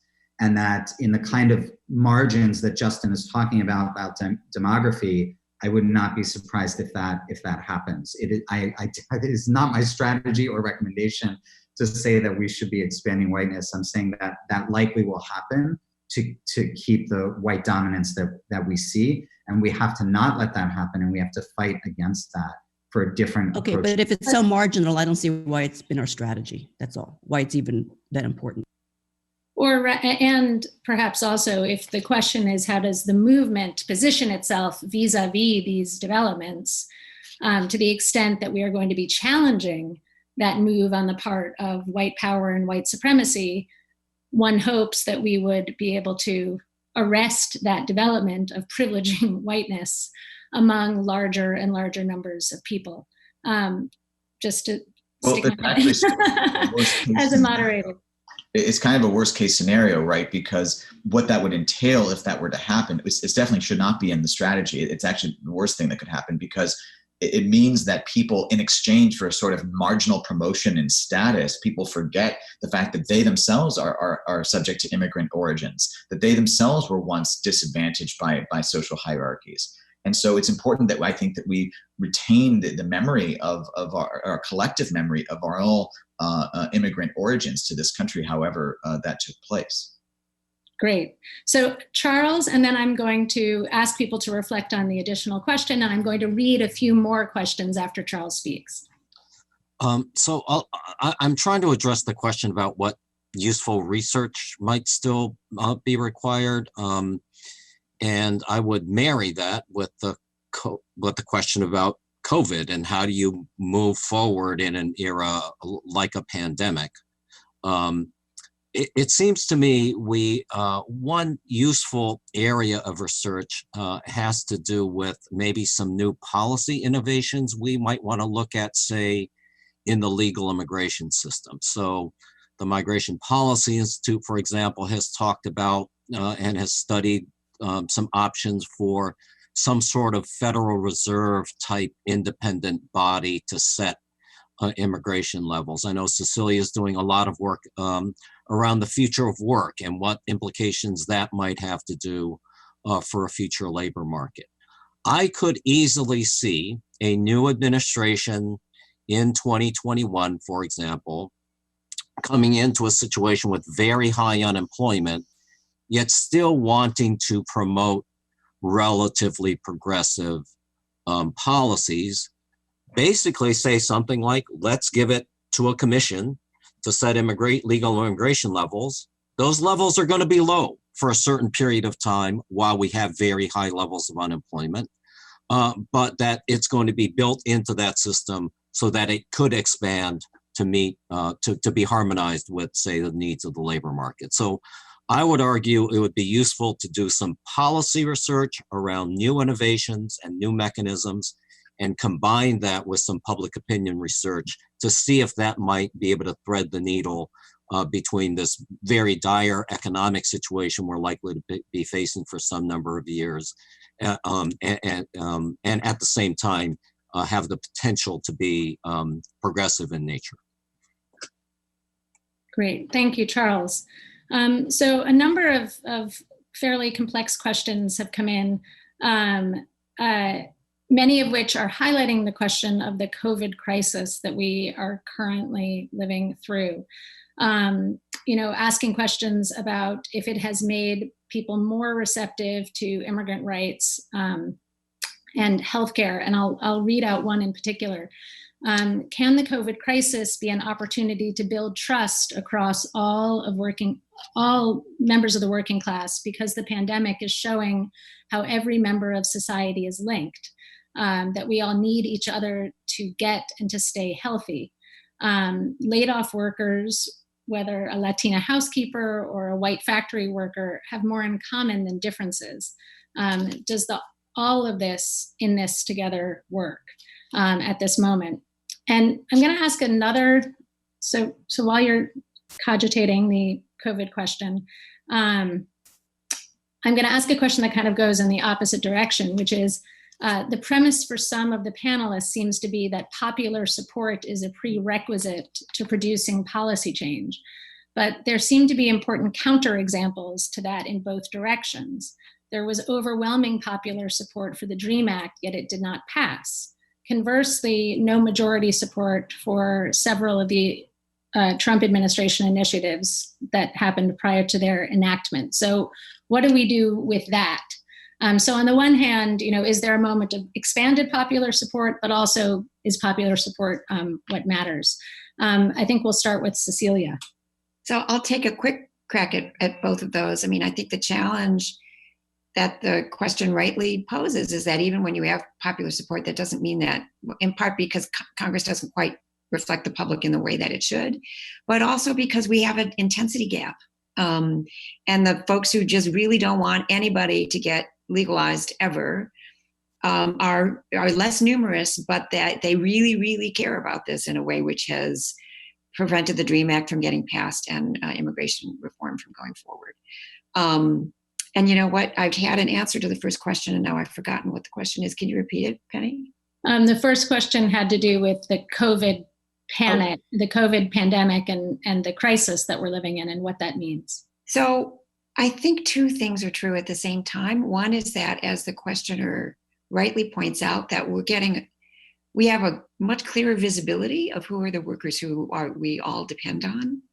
And immigrant workers who are people of color are deeply overrepresented in that sector. And I would just point out, my organization, New America, has just done a study of the proportion of them who don't earn a living wage, and it's about 40% who earn less than $15 an hour, which is, inexcusable and a thing we need to fix.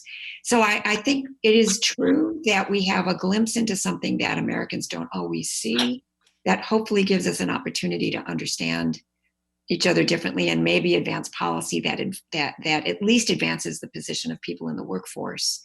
But at the same time, I don't think in the context of what constitutes an immigration policy, for example, how we manage the situation at the US-Mexico border, for example, or at other ports of entry, and what our policies should be towards legal immigrants, people coming in with visas, it's just harder. The concern that the president is exploiting, which I think is, again, he's doing it inaccurately, but he's connecting to something that I think people fear, which is, maybe we should be more closed off because this pandemic didn't start in the US. I don't think that's a helpful view. I don't think it actually serves the public health, but it is something that isn't hard to take hold in the public. And it makes, while we may have some opportunities with respect to the position of people in the workforce, I think our challenge on immigration policy specifically got harder as a result of this crisis. May, then Justin, then Charles. It's not new for me to point out that the pandemic has laid bare all the contradictions of the society and the world. And so what people make of that, I think, it can go in different directions. And so I think so much hinges on who wins in November. Because if the Democrats can take back the White House and the Senate, we have an opportunity to rethink a lot of things. And I think a lot of assumptions that we've held in immigration policy debates up to now may not hold. I think we have the opportunity to push for a bigger rethink. The whole system of visas that puts a low ceiling on high-sending countries, we can open that up more, right? I mean, I have long been an advocate policy-wise for a statute of limitations on unlawful presence. We have statutes of limitation on everything in this country except for murder, kidnapping, and treason, and crossing the border. So without a document. So I think we actually have an opportunity to think bigger because of the pandemic. But I think the first thing is going to be, who's going to be in control of the government, and or are we going to be on the defensive for another 4 years in even worse circumstances?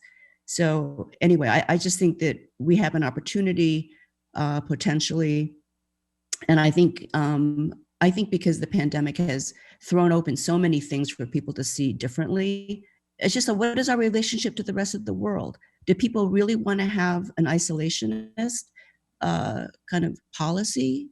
It wasn't immigrants who brought the virus. It was businessmen and tourists, right? Middle-class tourists and businessmen. That's how the virus spread to Europe and the United States. So I just think that there's a moment now that we need to not throw out the premises of previous policy discussions, but kind of rethink them in a different kind of political atmosphere. Justin. Thanks. Yes. To the question about why are we focusing so much on popular support when clearly it's not enough, I would point to certainly the intensity gap that Cecilia highlighted. It's the most important thing anyone can think of, is that the intensity of the aversion to these agendas is key, but also simply the structural difficulties of getting things through the US Senate, where a voter in Wyoming has hundreds of times more power than a voter from California or New York, which basically puts a premium on persuading people in less populated places who have outsized electoral voices. So I think that those two things are really important to bear in mind. With regard to the pandemic, the one thing that, hopeful thing that could come out of this, and that's already emerging, is that we're seeing a class of essential workers, and that is creating a sense of solidarity and a recognition of the reliance that this country has on people in those roles. Yes, immigration advocates will instantly point out that there's a preponderance, there's a disproportionate number of immigrants in their ranks. But the point is not that there are immigrants there, that the point is that everyone is there. There's an inclusive America, and that the face of America that is supporting us right now is diverse. And so if we can reinstill the idea that these folks, diverse as they are, immigrants and native-born people, are the backbone of the country, the heart and soul of this nation, then it could go a really long way to fighting back against the politics of polarization and division. Thank you, Justin, and before calling on Charles, just to echo what I think Justin and May were just saying about this. This is the kind of comment that we're getting a number of comments like this from our audience who are listening, that people are saying people are actually much more receptive to immigrants having access to healthcare and recovery stimulus tax credits than they ever have been before at this new moment that we are experiencing.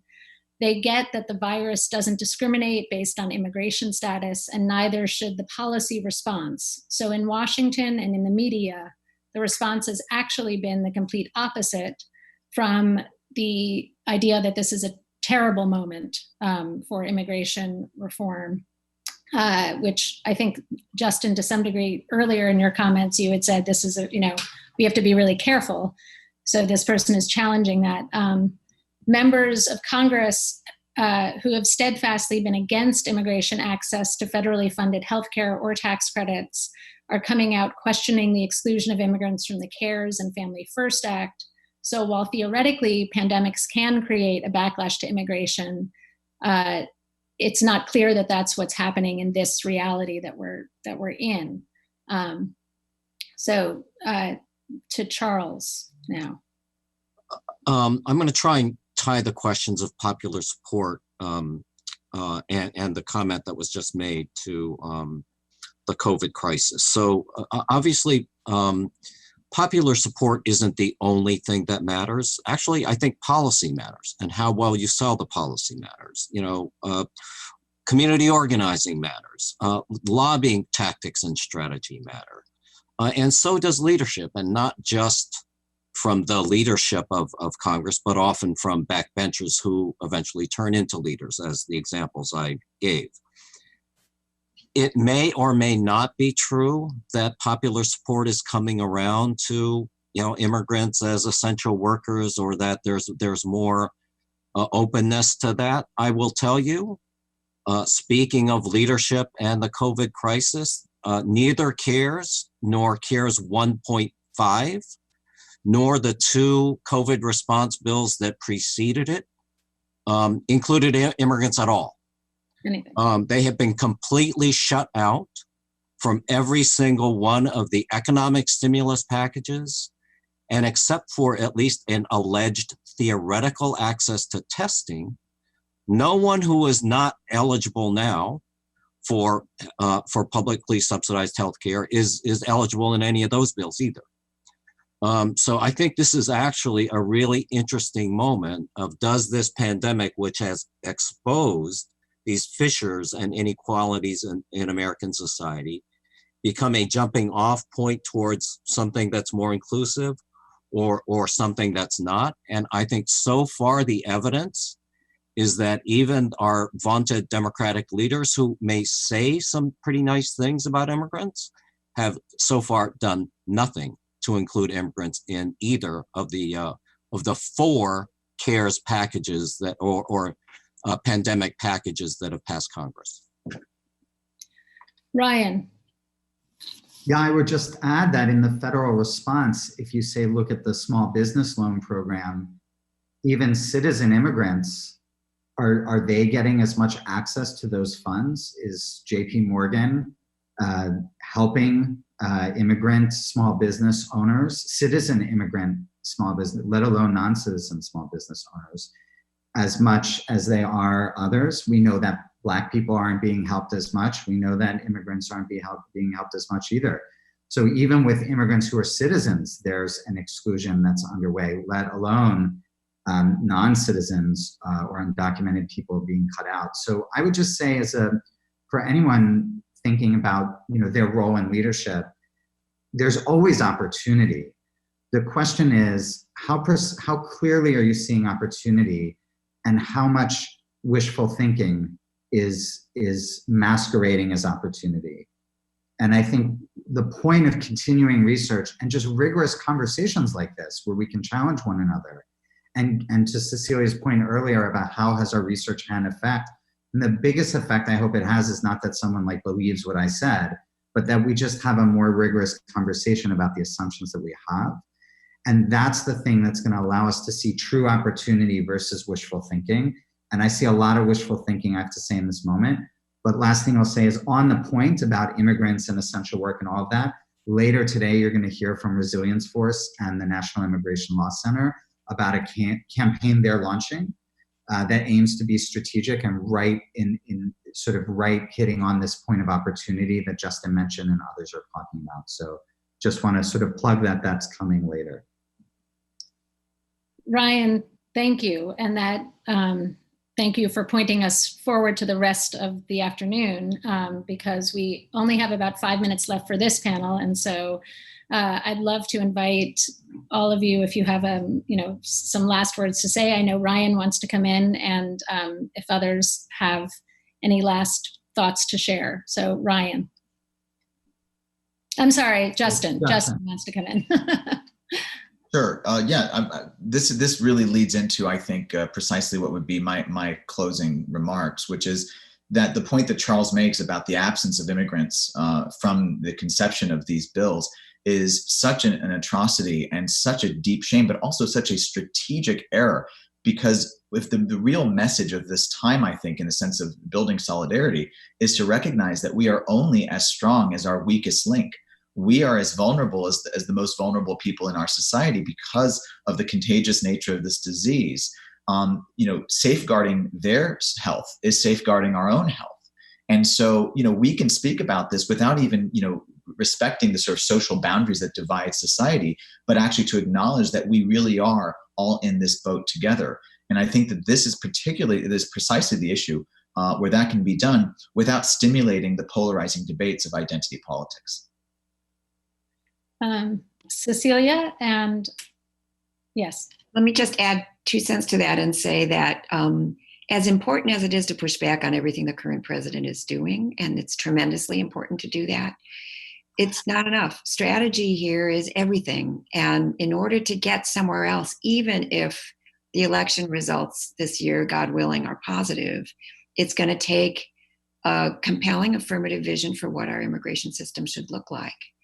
And, we have to, going back to Ryan's earlier point, if people think there's nothing else on offer, they will stick with terrible policy. And there has to be something else compelling on offer, and we can get to a different place. This is completely achievable, but we have to push past the responding to the horrible stuff that's happening and make sure we have an affirmative vision. Strategy really is everything. Great. Ryan, and then we will end with May, where we began. 2 quick things. One is I just would,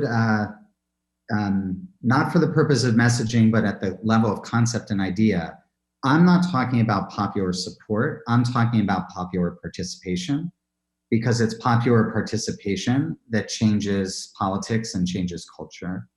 And if you think that popular participation matters, then our research and many others shows that there's certain things we're doing that are not working that we can adjust. And we have to get much more refined about whom we're going after, the kind of experiences we create, and how we spark public participation at that much greater level. And then to Cecilia's point, I would say it's the vision and the ideas, because people want alternatives. And then it's also whom people trust to deliver. So it's not just the what, but it's the who. It's not just what the ideas are, but it's also, do people trust the left to do things that benefit America, that benefit all Americans? Do people trust the immigrant rights movement to have the right ideas and implement them in the right way? So I would just say that those considerations are very much what's going on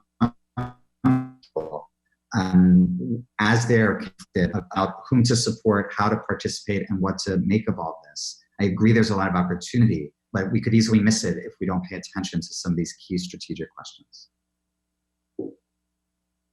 Thank you. And May? Well, I'll just make 2 points. They're not exactly related. One is, I'd like to go back to something Cecilia said before about fairness. And that's what seems so patently unfair right now, is to exclude immigrants who are essential workers from any of these benefits. So I think fairness is something that we need to keep emphasizing. The other thing, and I don't know, this is like hard to bring up at the very end of this conversation, but I think part of our rethink is we have to include refugee and asylum policy in the whole discussion. Right now, what people got freaked out about were the asylum seekers. And now we have virtually ended an asylum system in this country. So, for a very long time, asylum policy and refugee policy was completely separate from immigration policy. In terms of policy and law, they've been separate. Even before we had a Refugee Act, they were separate. And I think now part of, our big rethink is how to think about the relationship between these two things, because in the public's mind, they're not that separate. And we have a whole discussion on immigration policy, but we haven't talked about the other big elephant in the middle of the room. So I'm just going to leave you with that. Well, May, thank you for leaving us with that, because it again points us to the rest of the conversation that we'll be having for today, where the questions you're raising right now and where all of the really fantastic, thoughtful, provocative, important points that you all made this morning are, I hope, going to be referred to and certainly developed by our future panelists this afternoon. So I want to thank our panelists here again. You can't hear the applause from the 400 or plus people who are watching right now, but we all thank you for your really rigorous and thoughtful contributions to the work that we're all doing. And I want to say to all the people watching that we are going to go and show you a very short video about the school where Deepak and Ruth and I all teach. And then there will be a break between now and 1:30. And please, is it 1:30? Yes. Please come back at 1:30 to join us for the rest of today's conference. So thanks everybody again. The CUNY School of Labor and Urban Studies is the 25th and newest school under the CUNY umbrella.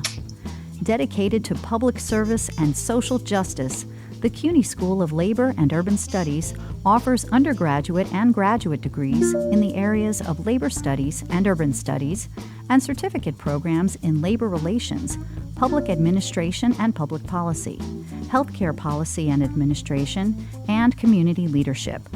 We pride ourselves on being an institution that brings together activists and academics. Find out more at slu.cuny.edu.